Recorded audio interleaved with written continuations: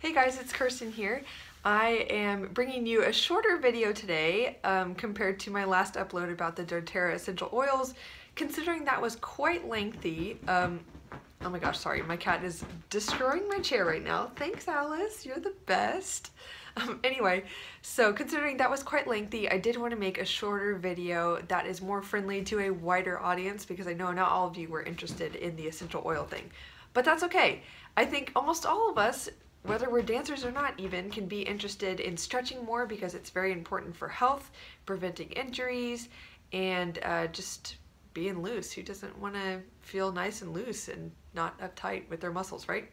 So I'm going to show you 5 of my favorite underrated stretches that I like to do on a daily basis to really balance out my muscles and make sure that I'm not just stretching certain muscle groups, because I find these are underrated because most people forget that they need to stretch an inward rotation or go the opposite way of what we normally do when we're trying to increase flexibility that is going to turn into like a ballet position. But I do encourage you guys to check out these stretches that I have that I'm going to show you to you because it will really help with balancing out your muscle groups and just improving your flexibility in general. So thanks for watching. Let's get into it. Okay, so the first stretch that I'm going to show you guys is definitely one that I don't see people doing often. I do it almost every single day because I find that I benefit from it tremendously. And here's Alice wanting to join us for the video. Hey girl. So yes, anyway, I like it because it is a stretch that is done with inward rotation in the leg, not the outward rotation you're always seeing people stretch. And it's really important to have balance. So without further ado, let's see if I can back up far enough. What I do first is, you have to get into this gently, by the way, because you don't want to twist your knee in a bad direction, but you turn it in like this, place your opposite heel on top of that knee that's bent, and then slowly lean back. And you should feel it along the front of your hip, also on the inside of the quad, maybe even on the outside of the hip here where the gluteus medius is, if you know what that is. Yeah, this is precious. And to increase the stretch, you could even kind of stretch on the side, lift your arm, straighten it, and even squeeze your bum a little bit to push your hip forward to feel an even greater stretch at the front of the hip. The next stretch I find is often overlooked by dancers who are interested in gaining extreme flexibility, and they'll stand up and put their hand on the bar and hold their foot in their hand and do a lot of extreme stretches, which are necessary if you get to a higher level. But I find that it's really important to just do what I call some maintenance stretching. So isolating a certain part of the leg or whatever body part you're trying to stretch, and doing a stretch that is somewhat gentle, and you can adjust your positioning slightly to make it more intense as you need. But I think this is a really great stretch to do before or after dancing, especially after, because I find my hamstrings get really tight. So what I do is I'll just simply go on my knees and then straighten one leg out like this. And I don't know if you can see, here we go, but my front foot is flexed. I don't even have to grab onto the foot really. I could just keep a flat lower back here, and I really feel it even in the back of my calf as well. So that's very nice. And what I like about this stretch is you can have your hips squared, you know, straight to the front, not dipping one way or another. But you can also kind of play with that placement, maybe drop the hip, or maybe even rotate the leg, turn it out just a little bit to get a different part of your hamstring. Because the hamstring actually is a group of muscles, it's not just one big muscle, so it does have different attachments, different parts to it that you could stretch if you turn in or turn out accordingly. Oh yeah, I actually feel this stretch a lot more as well if I turn in my foot. So the next one is kind of a play on the typical runner's stretch or lunge position, though that could be included in one of these 5 stretches as well, because I find that not enough dancers do stretch the front of their hips. But what I like to do is, after I ease into that stretch, I'll put my knee down and then pick up the back foot, grab onto it with my hand. So I also twist with my body. I even just got a back pop out of that. It was quite nice.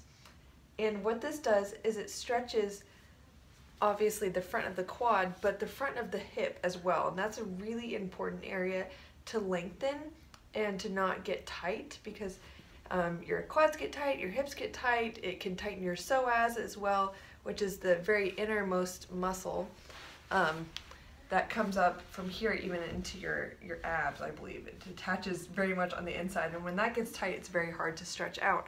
So you want to make sure you're really stretching all the muscles that attach to that psoas and keeping the front of your hips very stretched out, because that'll really help with attaining proper placement in ballet class.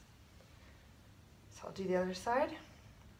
I would recommend only doing that stretch when you're a little bit warmed up or very warmed up, because it can be a little bit intense, especially if you are stone cold. You might be causing more damage to the muscle and stressing it out to the point where it would then contract and get tighter afterwards, and you don't want to do that. So make sure you're a little bit loose and warm before doing that stretch. The next one is also a play off of the typical glute stretch that you see a lot of dancers do. I see a lot of people do the one, let's see if I can back up far enough, where one knee is on top of the other. And this is really excellent. If you hadn't considered this before, definitely do this, because this is where your glutes are where your rotation should be coming from for the most part. Obviously it happens with other muscles as well. But when people say rotate from the hip, like I talked about in my video all about how to turn out properly, turning out from the hip is actually accomplished mostly through using your glute muscles or the butt, you know, and this is a really great stretch for that. But the one I want to show you is a little bit more challenging, and sometimes you kind of have to work up to this. But putting one heel on top of the knee and, you know, just kind of stacking your legs like this and then leaning forward, that just gets a whole nother part of the glutes, and I find it helps open my hips up as well before class. It feels really nice, especially when I can achieve that flat back when I'm leaning forward. Okay, so the next one is a calf stretch, or it's technically for the peroneals, which are the muscles that run alongside the outside of your calf. These frequently get very sore on dancers who are doing a lot of jumping, or especially if you are kind of doing that technique where you wing your foot a little bit more, meaning you, for instance, if you're looking at my foot from the side, it's not pointed straight. It's almost like I want my arch to point more down that way, if that makes sense. Most of you will know what I'm talking about. But anyway, that tends to work the peroneals a little bit more.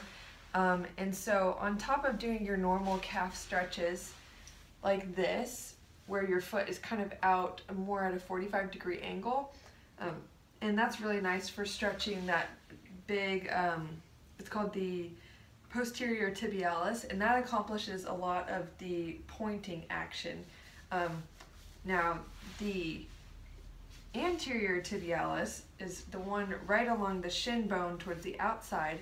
That accomplishes a lot of this flexing action. So this can get a little bit stretched in this move as well. But like I said, this is mostly for the peroneals.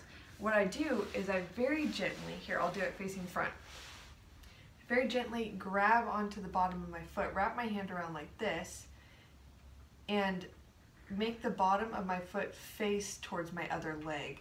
So it is pronating, it is turning in, so to speak. It's very improper in technique, but a lot of times when we're stretching, we're doing a movement that is opposite what we would do when we're flexing the muscle to get a better stretch. And so what I do is, even though some of you might not feel that at all, I encourage you to really make sure your hips are square, you know, they're level, and then lean forward with a flat back, lean into it. Then you'll really feel it, mostly at the top of the calf there on the outside where the peroneals attach to closer to where your knee is. So I'll just really relax into that. This is a stretch that you want to be very gentle with, and you want to make sure you're holding it and then gently releasing. Don't ever yank, don't ever you know, do a very abrupt stretch, because that will not make you looser most of the time. And when I do that stretch, I do like to make sure that I am stretching more of the muscles opposite the peroneals, and so I'll do that stretch that I mentioned with my foot at a 45-degree angle, just to make sure I kind of reset my ankle, so to speak, back in the position that I'll be dancing in. I don't usually like to do an extreme stretch like that. That's kind of opposite of what I'm going to do in my ballet technique, and then just leave it there. I like to kind of correct it, make sure the muscles are relaxed and kind of set in their normalized position, if that makes sense. Alright guys, that's it. I hope you guys enjoyed watching that. Give it a like if you did, and subscribe if you'd like to see more of my upcoming videos about all things ballet. And make sure to leave me any comments down below if you have suggestions for new videos, because I'm always open to hearing what you would like to see from me. But I will leave it at that, and see you next time. Bye!